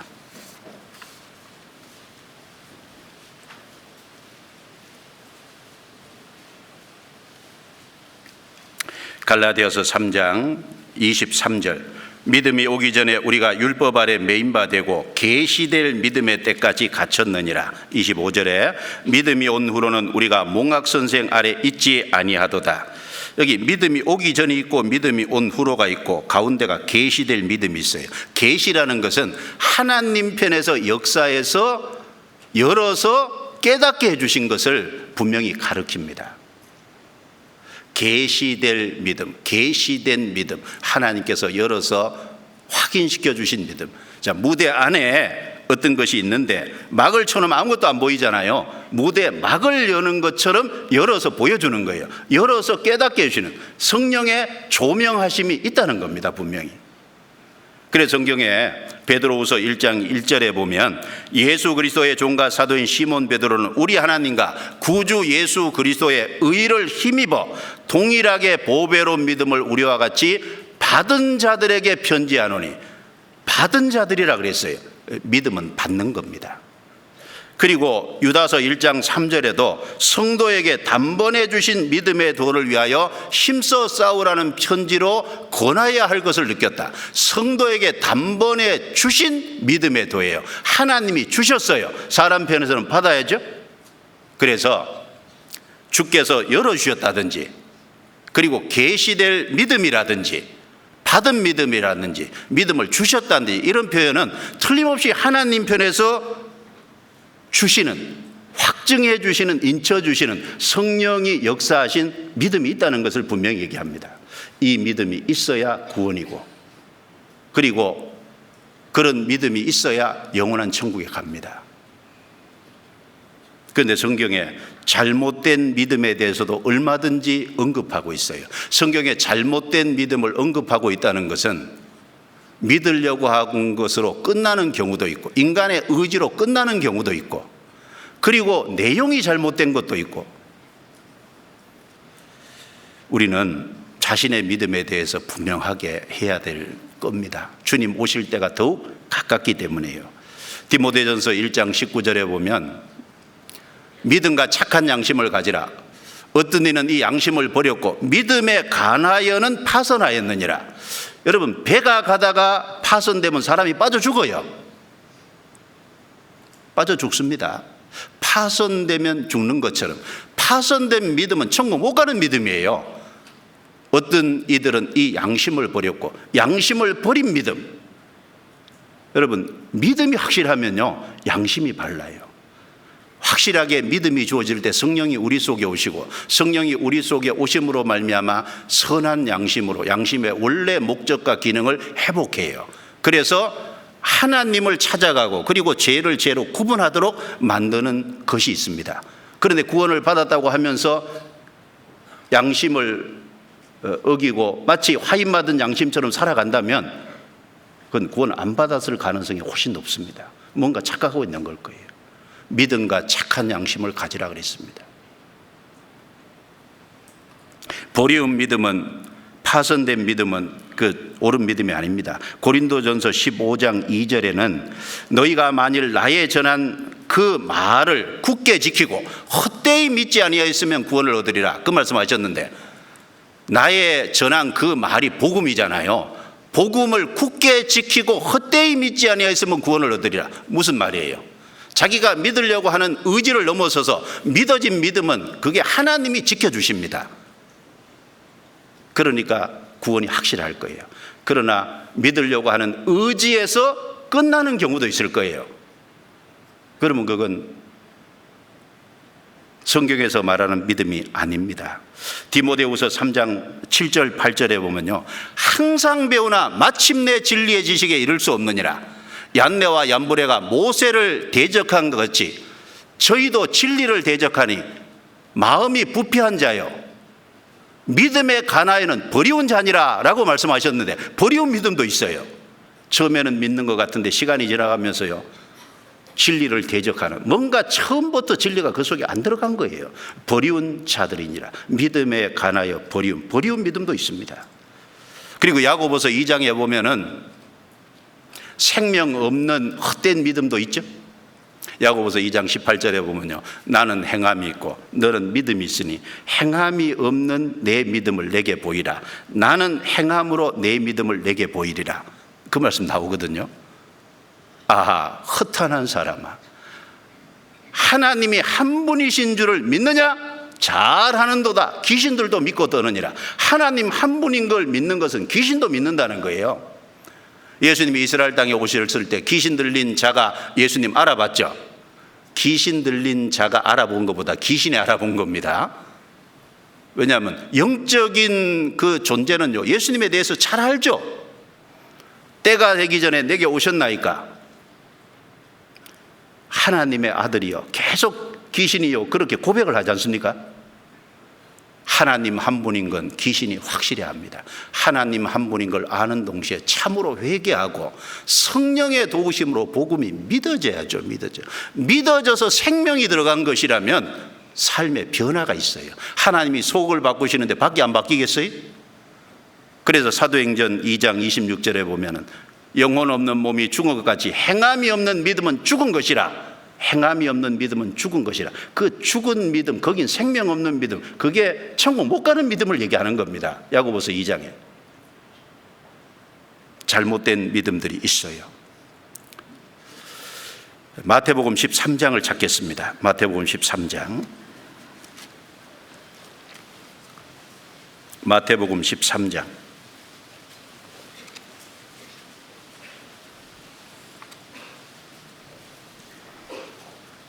마태복음 13장 18절부터 제가 읽어보겠습니다. 그런즉 씨 뿌리는 비유를 들으라. 아무나 천국 말씀을 듣고 깨닫지 못할 때는 악한 자가 와서 그 마음에 뿌리운 것을 빼앗나니 이는 곧 길가에 뿌리운 자요 돌밭에 뿌리웠다는 것은 말씀을 듣고 즉시 기쁨으로 받되 그 속에 뿌리가 없어 잠시 견디다가 말씀을 인하여 환난이나 핍박이 일어나는 때에는 곧 넘어지는 자요 가시떨기에 뿌리웠다는 것은 말씀을 들으나 세상의 염려와 재리의 유혹에 말씀이 막혀 결실치 못하는 자요 좋은 땅에 뿌리웠다는 것은 같이 읽겠습니다. 말씀을 듣고 깨닫는 자니 결실하여 혹 100배 혹 60배 혹 30배가 되느니라. 자, 여기 씨 뿌리는 비유에 보면 4개의 밭이 나오잖아요. 19절에 보면 길가에 뿌리운 자요, 20절에 보면 돌밭에 뿌리운 자, 22절에 가시떨기에 뿌리운 자, 23절에 좋은 땅에 뿌리운 자. 좋은 땅에 뿌렸을 때 듣고 깨달아요. 그래서 열매까지 30배, 60배, 100배의 결실을 이룹니다. 여기 길가, 그 다음에 돌짝밭, 가시밭, 이것은 다 천국 못 가는 믿음입니다. 깨달은 사람만 천국 가는 믿음이잖아요. 길가 같은 밭은요, 아예 처음부터 그 씨를 새가 와서 쪼아 먹어버린 것처럼 마귀가 와서 뿌리운 말씀을 즉시 빼앗아가요. 하나도 안 남아요. 그런 사람이 있어요. 그런데 돌밭에 뿌렸다는 것은 돌밭에 뿌려져서 좀 난 것 같잖아요. 그런데 해가 돋고 하면요, 뿌리가 못 내리니까 결국 말라 죽잖아요. 가시떨기에 뿌리웠다는 건 가시가 기운을 막는 거지 않습니까? 그래서 어떤 세상의 염려, 재리의 유혹, 이런 것에 말미암아 결국 넘어지는, 그리고 어떤 환난이나 역경 속에서 잠시 견디다가 넘어지는, 여기 3가지 경우는 전부 믿어진 믿음은 아닌 거예요. 깨닫게 해주신 믿음은 아닌 겁니다. 성령이 역사하신, 인쳐주신 믿음은 아닌 거예요. 어디만 성령이 인쳐주신 믿음이냐? 깨달은 믿음만 인쳐주신 믿음입니다. 깨닫는 자니 그랬죠. 왜 여기 깨닫는 것이 중요하냐 하면 14절에 13절 14절 그러므로 내가 저희에게 비유로 말하기는 저희가 보아도 보지 못하며 들어도 듣지 못하며 깨닫지 못함이니라. 이사야의 예언이 저희에게 이루었으니 일렀으되, 같이 읽습니다. 너희가 듣기는 들어도 깨닫지 못할 것이요 보기는 보아도 알지 못하리라. 자, 듣기는 들어도 깨닫지 못할 것이요. 깨달아야 되는데 못 깨달아요.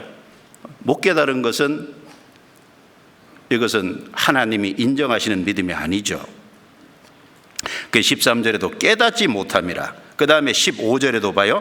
이 백성들의 마음이 완악하여져서 그 귀는 듣기에 둔하고 눈은 감았으니 이는 눈으로 보고 귀로 듣고 마음으로 깨달아 돌이켜 내게 고침을 받을까 두려워함이니라 하였느니라.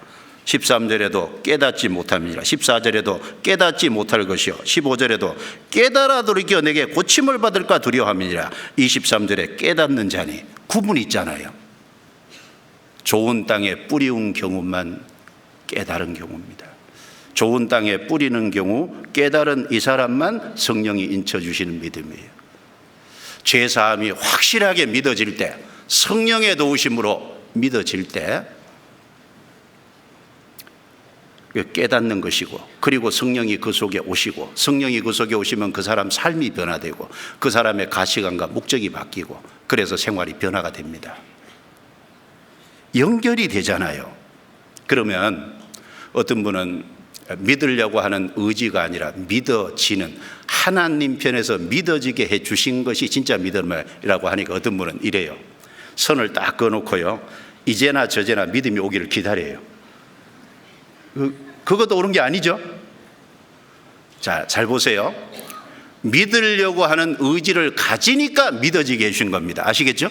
믿으려고 하는 의지가 잘못됐다는 게 아니에요. 그래서 성경에 요한복음에 보면 계속 뭐라고 말씀합니까? 믿으라고 얘기하잖아요. 믿으라고 반복해서 얘기하는 건 인간의 의지가 필요하다는 거예요. 우리 편에서는 마음을 열고 들으려고 하고, 우리 편에서는 복음을 듣고 깨달으려고 하고, 우리 편에서는 믿으려고 하는 의지가 필요합니다.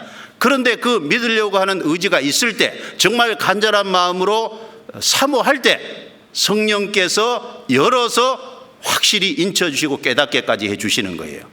믿으려고 하는 사람을 믿게 해주십니다. 아시겠죠? 믿으려고 하는 것 자체가 그렇다고 잘못된 것은 아닙니다. 성경 로마서 10장을 찾겠습니다. 로마서 10장. 로마서 10장 9절 10절.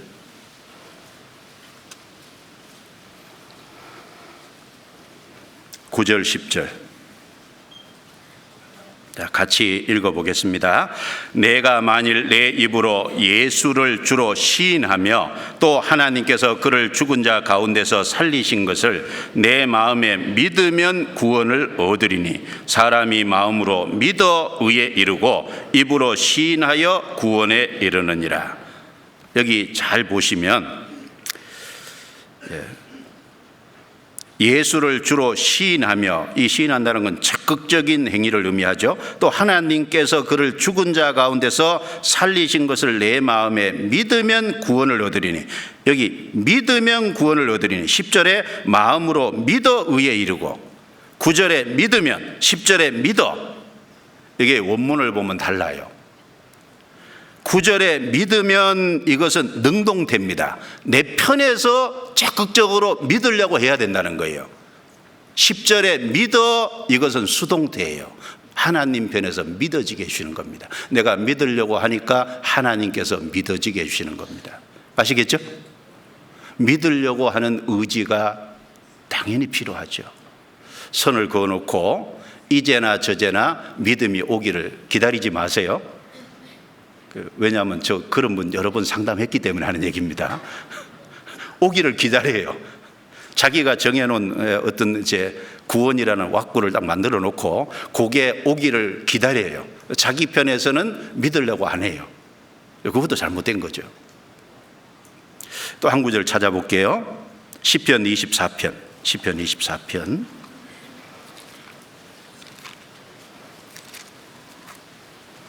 시편 24편입니다.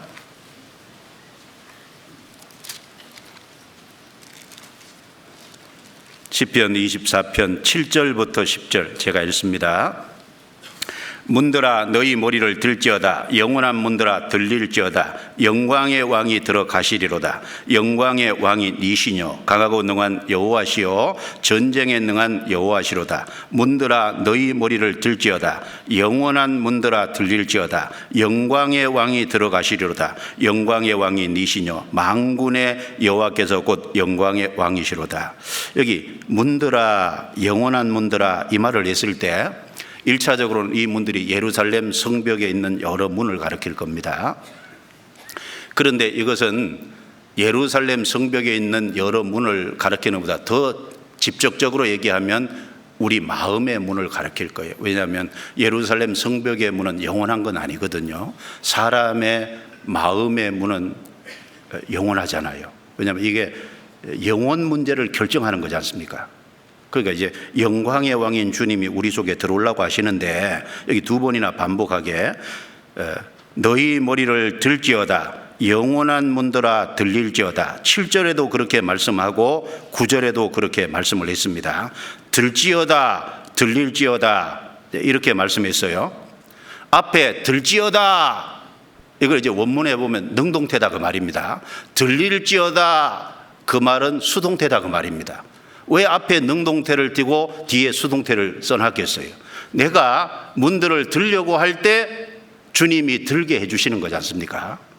내가 마음문을 열려고 할 때 주님이 열어서 깨닫게 해주시는 것이 틀림없을 거예요. 그래서 요한계시록 3장 20절에 보면 볼지어다 내가 문 밖에 서서 두드리노니 누구든지 내 음성을 듣고 문을 열면 내가 그에게로 들어가 그로 더불어 먹고 그는 나로 더불어 먹으리라. 하나님이 문 밖에서 두드린대요. 누구든지 내 음성을 듣고 문을 열면, 음성을 듣고 문을 여는 건 귀를 기울이고 듣는 거지 않습니까? 문을 열면 누구든지, 자, 각 사람은 자기 마음의 문을 열어야 될 필요를 틀림없이 얘기하고 있잖아요. 문을 열면. 그런데 아까 사도행전 16장 14절에 주께서 그 마음을 열어. 그러니까 내가 열라고 할 때 주님이 열어주시지 않습니까? 그래서 들려고 할 문을 들릴지어다. 그러니까 들지어다 들릴지어다. 그래서 열라고 할 때 열어주는 것이 확실할 거예요. 어떤 사람이 구원받기 어렵냐 하면은 마음문을 탁 닫아놓고요. 마음문을 탁 닫아놓고 안 들으려고 하는 사람이 있잖아요. 그 사람은 하나님도 안 도와주시고 그리고 마귀도 역사하기가 가장 좋은 마음일 거예요. 그렇지 않습니까? 고린도후서 3장 한번 찾아봐요. 고린도후서 3장.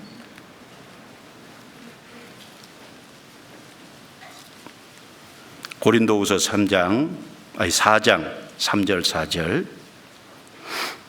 제가 읽습니다. 고린도후서 4장 3절 만일 우리 복음이 가리웠으면 망하는 자들에게 가리운 것이라.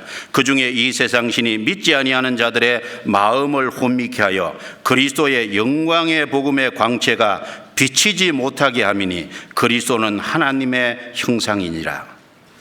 자, 우리 복음이 가리웠으면 망하는 자들에게 가리웠다. 언론 보면은 망하는 사람이 정해져 있나 이런 생각을 할 수 있습니다. 그런데 4절에 가면 이 세상 신이 마귀가 믿지 아니하는 자들의 마음을 혼미케 하여, 무슨 말입니까? 안 믿으려고 고집 부리는 사람의 마음을 헷갈리게 해서 역사하기가 좋다 그 말이에요. 마음문을 탁 닫아 건 사람, 그 사람은 하나님도 안 도와주시고 마귀가 역사하기가 가장 좋은 마음인 거예요. 그러니까 사람은 마음문을 열고 들으려고 해야 되고 하나님의 도와주기를 바라고 간절히 기도해야 되는 것이 맞고, 그리고 말씀을 계속해서 들으면 내가 열려고 하면 주님께서 활짝 열어서 마음에 그 내용이 이해되게 하고 깨달아지게 되고, 그리고 확신을 심어주실 거예요. 그리고 성령께서 그 속에 들어오셔서 내주를 하게 되시고, 그리고 속이 바뀌니까 그 다음에 그것도 바뀌게 되는 겁니다. 그래서 사람이 의지를 가지고 믿으려고 하는 것하고 하나님 편에서 성령의 역사로 믿어지게 해주시는 것은 틀림없이 다릅니다. 후자의 믿음이 있어야 되는 거예요. 그래서 한 구절만 오늘 보겠습니다. 데살로니가 전서 1장 5절입니다.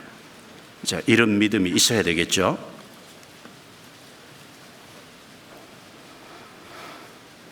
1장 5절, 데살로니가 전서 1장 5절 같이 읽습니다. 이는 우리 복음이 말로만 너희에게 이른 것이 아니라 오직 능력과 성령과 큰 확신으로 된 것이니 우리가 너희 가운데서 너희를 위하여 어떠한 사람이 된 것을 너희 아는 바와 같이니라. 복음이 말로만 그래서 귀로 들어갔다 머리에 지식으로만 남는 게 아니고 하나님의 능력과 성령의 역사로 이루어질 때 개인에게 큰 확신이 된다 그 말이에요. 성령이 조명해 주시는, 역사하시는, 인쳐 주시는 확실한 믿음을 가져야 되겠습니다.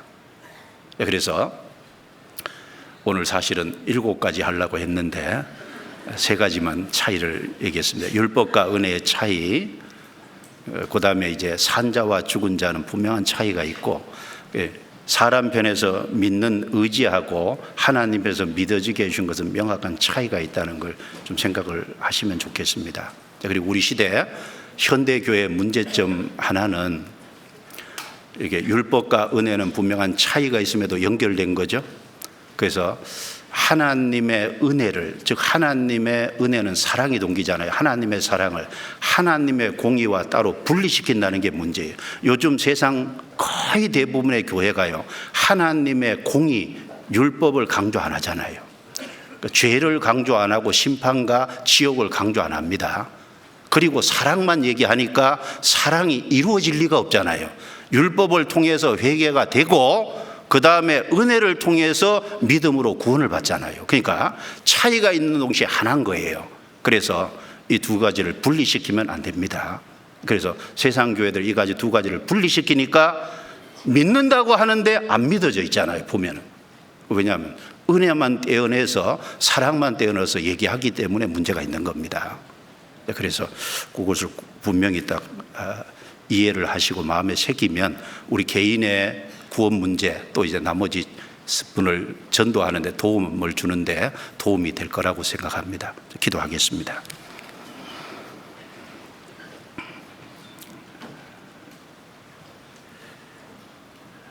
은혜와 사랑이 풍성하신 크신 하나님 감사합니다. 오늘 말씀을 통해서 성경에서 하나님이 차이를 두신 여러 부분에 대해 교제할 수 있는 귀한 시간을 주신 것 감사합니다.